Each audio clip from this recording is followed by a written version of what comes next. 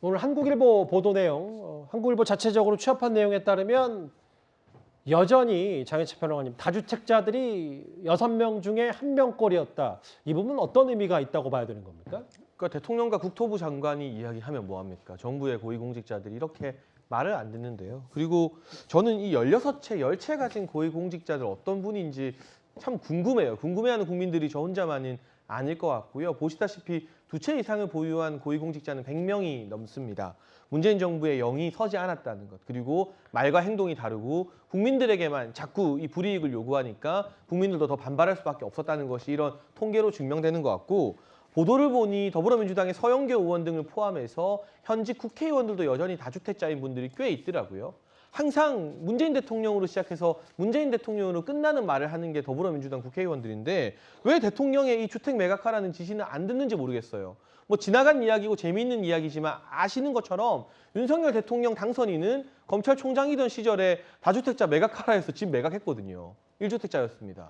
그러니까 민주당 현역 국회의원과 정부의 고위공직자도 듣지 않는 이 같은 무리한 제도나 규제를 국민들에게 일괄적으로 따르라고 하고 강도 높은 규제로 세금으로 징벌을 하니까 부동산 민심이 안 좋아진 것이고요. 한편으로는 과도한 양도세 부과 등의 세금 정책이 이 다주택을 가진 사람들이 주택을 매매하는 요인을 더 깎아먹었다는 그런 지적도 나옵니다. 그래서 일시적으로는 이 다주택자들이 시장의 집을 처분해서 공급이 늘어날 수 있게끔 하는 완화 정책, 요인 정책도 새 정부에서는 추진할 필요가 있다는 생각이 듭니다. 예. 우리 공무원들 입장에서 한번 잠깐 볼 필요도 있을 것 같습니다. 우선 그 2주택자가 112명, 3주택자가 21명인데 우리가 좀 전에 우리 문재인 대통령 이사 때문에 일시적으로 이제 2주택자가 잠깐 2주택자가 됐죠. 그래서 이사나 상속 때문에 2주택이나 3주택까지도 그 될 수가 있는 그 측면이 있습니다.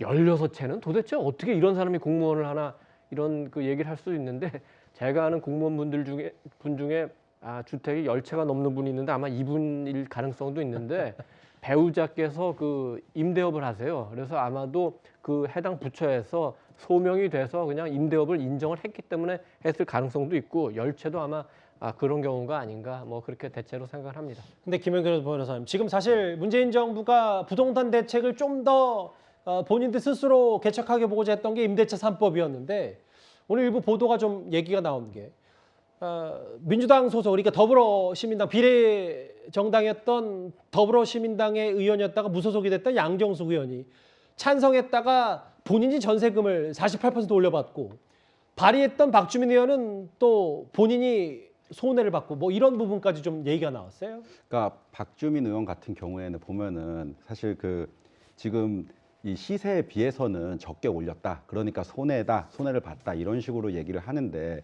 사실 뭐 박주민 엄밀히 말하면은 그 임대차 3법이 시행되기 전에 계약을 올려서 받은 것이니까 뭐 법 위반의 문제는 없고, 그리고 그 당시 계약 당시 기준으로 따지면은 전월세 전환율 고려할 때 9.7%, 그리고 지난해 9월 시행령 이후로 계산하면은 26.7% 가량을 인상한 것입니다.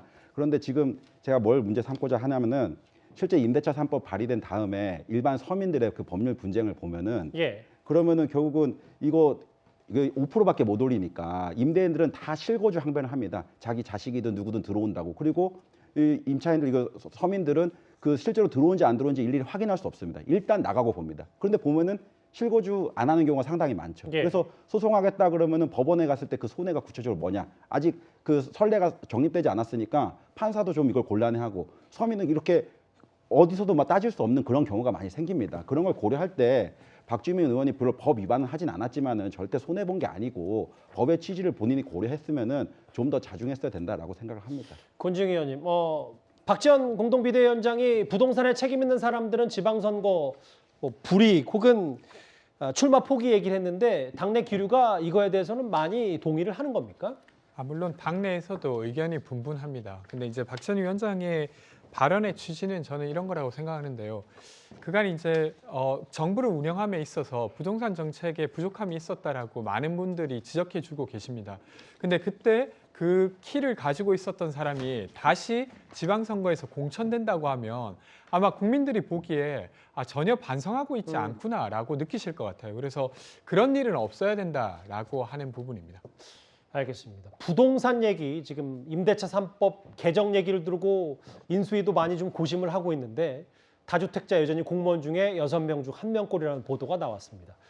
이 주제 만나봤고요. 그럼 지금까지 들어온 여러분들의 목소리를 들어보겠습니다. 첫 번째 댓글 볼까요?